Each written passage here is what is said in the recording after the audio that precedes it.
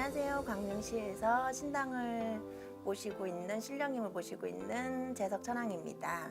무속인도 사람이다 올마이티 TV.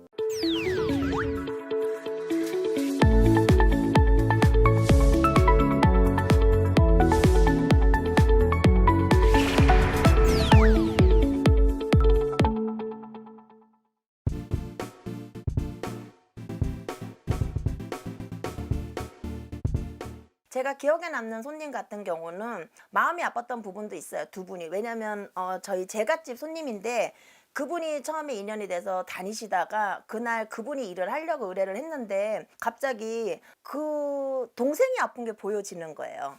그 사람이 의뢰를 했는데 우리 신도가 의뢰를 했는데 제갓집에서 야, 너희 집에 니네 동생이 이래서 지금 안 아프냐? 그러고 나니까 나중에 맞아요 언니. 지금 걔가 아파요. 무균실에 있대. 근데 병원에선 변명도 안 나오고 혈액암 진단을 받았다고 하는데 그래서 엄마가 다니시는 데 가서 의뢰를 했대요. 근데 그 만신 분께서 1년 6개월이라 그러시더래. 근데 저는 대뜸 그러는 거예요. 내가 볼 때는 어디 가갖고 잘못 먹고 그 끝에 지금 이렇게 된 것 같아. 음식 끝에 뭐 먹었니? 그러니까 모르겠는데요. 그러니까 야 한번 물어봐.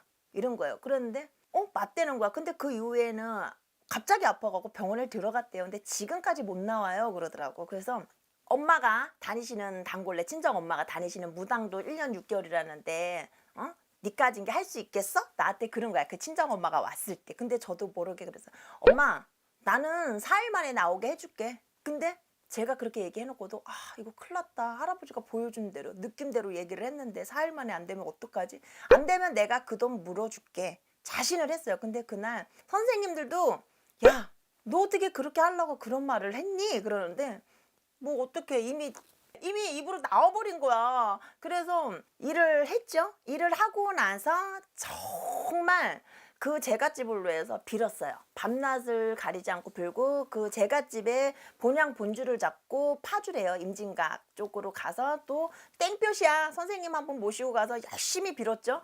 그러고 나서 4일이 딱 됐는데 소식이 없는 거야. 너무 겁이 나잖아요. 어떻게 된 거지? 잘 됐으면 잘 됐다. 못 됐으면 못 됐다. 그러고 있는데 자꾸만 그러시는 거야. 전화해봐라. 전화를 해봐라. 근데 조심스럽게 문자를 하면서 어떻게 됐는가 잘 지내는가 물어봤어요. 근데 조금 있으니까 전화가 오는 거야. 근데 그 전화를 받기가 너무 무서운 거야. 어떡하지? 그래도 용기를 내서 받았어요. 어쨌든 뭐 아니면 도잖아. 그래서 받았는데 언니 말대로 지금 퇴원한대요. 잘 됐나 봐요. 그러는 거예요. 그래?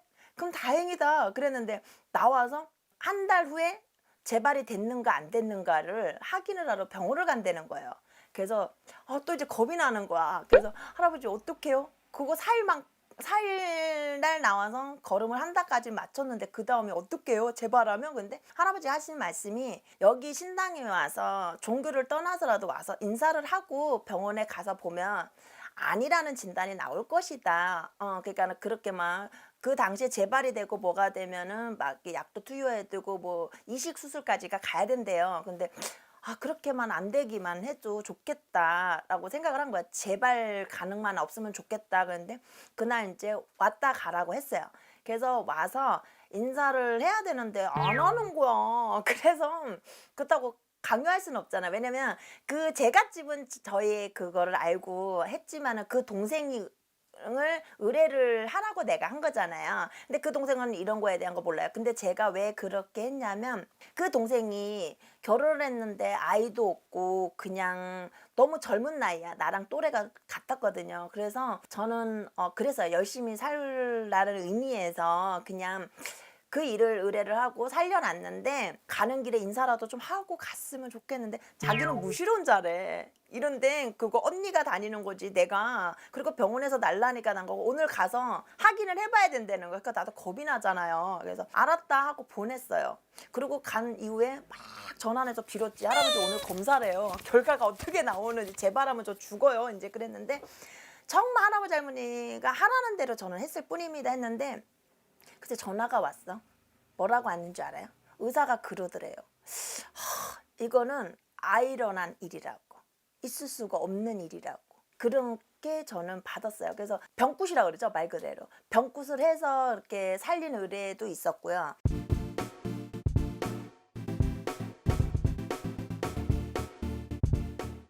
또 한 분의 제갓집은 제갓집도 아니죠. 그냥 동네에 이 집 저 집 다니시는 분 계셔. 이렇게 단골레들 좋아하시는 분들 있잖아. 전 막 그런데 그분이 우연찮게 나랑 연이 된 거야. 그래서 왔는데 그분은 이제 다른 데처럼 그분도 자손이 아파서 온 거예요. 근데 그때 내가 딱 들어왔는데 집안에 우환이 왜 이렇게 있어요? 그러니까 보살님 맞아요. 근데 나 돈 조금만 해갖고 빌어주면 안 돼? 근데 그 집은 얽히고 설키고 관제 소송도 엮여 있고 딸은 아파 있는 거야. 근데 그거 갖다가 빌어갖고 이렇게 될 게 아니더라고요. 우리가 말 그대로 실타래가 얽히고 엉키면 어떻게 한 코 풀고 한 코 풀어야 되잖아요. 그래서 나는 엄마 그렇게 못하겠어. 나는 이 돈을 갖고 와야지만 살릴 수가 있을 것 같아 라고 했어요. 근데 그분을 살렸어요. 살렸는데 보니까 올해보다 내년이 더 고빈 거야. 그래서 1년 동안은 불을 밝히고 좀 이렇게 빌고 내년에 한 번 더 일을 하시면 어떨까요? 했어. 내년 가서는. 근데 안타까운 사연이 그분이 이제 살아났잖아. 그러니까 사람이 심리가 그렇잖아요. 그죠? 작은 돈도 아니고. 근데 우리가 그 돈 받아서 우리가 혼자 다 쓰진 않거든. 쌀집도 살리고 선생님, 연어 선생님도 쓰고 그리고 과일, 떡집, 우리 나물 그렇게 하거든. 그러면 우리는 진짜 실상으로 경비가 요것뿐이 안 남아. 그거 갖다가 그분을 빌어주는 정성이거든요. 근데 참 안타까운 게 그럴 때는 있어요. 왜냐면 그분을 끝까지 내가 설득을 했어야 되나라는 것도 있는데 또 그럴 수 있잖아. 그거 해서 우리 딸이 낳는데 내년에 아플지 안 아플지 어떻게 알아? 이 양반이? 사람이잖아요. 그거는 이렇게 우리가 말 그대로 이렇게 아파서 이렇게 열어보면 이게 이렇습니다. 전이가 이렇게 되기 전에 막으세요 하면 그거는 보여지는 거잖아요. 병실에 들어가면. 그죠? 그렇지만 이거는 보여지지 않는 거기 때문에 참 답답한 부분이 많아요. 그리고 제가 얘기를 하다가도 그게 과연 있을까라는 생각도 있고 또 제 성격에는 아닌 건 아니라 그래요. 아닌 건 아니고 내가 할 수 있는 거는 합니다. 하지만은 이제 여기 딱 앉을 때는 할아버지 할머니의 몸주이지만 제가 이렇게 나갔을 때는 여러분들처럼 똑같은 일반인이야. 말 그대로 무속인도 사람이거든요. 평범하게. 그런데 안타깝게도 그 다음에 내가 딱 집은 그 해에 그분이 돌아가셨어. 근데 그때 그분이 우연찮게 만났는데 우시는 거야. 내 손을 잡고서. 왜 우세요? 그러니까 보살님 말이 맞았다고. 그럴 때는 제자로서 가면서도 내가 어떻게 좀 더 어떻게든 매달려서라도 이 일을 하세요. 그냥 그런 거 있잖아요. 근데 또 반면에 내가 그러면 내가 꼭 이렇게 장사식으로 이거 해야 돼. 우리 집에 그 손님으로 잡으려고 하는. 근데 나는 그런 거 되게 싫어하거든요. 성격이. 기명기고 아니면 아니에요. 어떤 분들은 또 어떤 할머니는 요만큼 갖고 와서 내가 전 재산이래. 근데 요거 갖다 좀 빌어주세요 하는데 나도 할 수 있거든. 근데 그거 갖다가 되는 집이 있는가 하면 못 되는 집이 있어요. 근데 그렇게 해서 만약에 일을 안 한 것보다 못할 때는 내가 정말 그 돈만 알고는 사람뿐이 안 되잖아요. 그래서 저는 그런 것도 이렇게 안 하는 게 많아요. 그러니까 여러 가지예요. 그런 것도 있었고